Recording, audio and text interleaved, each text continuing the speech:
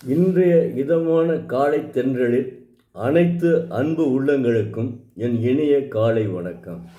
இன்று ஒரு குறள், அதிகாரம் 4, குறள் எண் 31. அரண் வலியுறுத்தல்.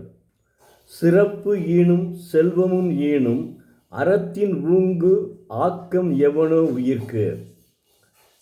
பெரும் சிறப்பினையும் செல்வத்தினையும் அளிக்கின்ற அறத்தை விட மக்கள் உயிர்க்கு மேம்பட்ட செல்வம் வேறு என்ன இருக்கின்றது என்கிறார்.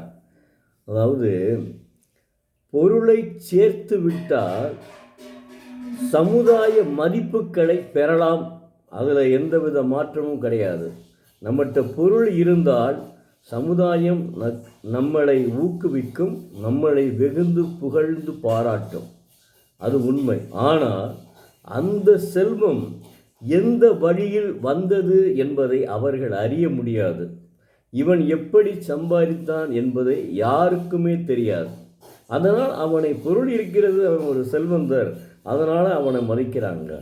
ஆனால் இது சாதாரண உலக நடைமுறை தான். ஆனால் அறத்தின் மூலம் கிடைக்கின்ற அறத்தின் மூலம் கிடைக்கின்ற பெரும் சிறப்பும் செல்வமும் மக்கள் உயிர்கட்கு மேம்பட்ட செல்வம். அதாவது அறத்தின் மூலம் கிடைக்கக்கூடிய செல்வம்தான் மற்ற உயிர்களுக்கு மேம்பட்ட செல்வம். அதனை நாம் மறக்க முடியாது.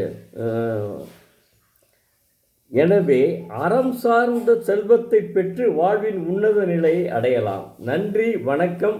நாளை மீண்டும் ஒரு குறளை பார்ப்போம்.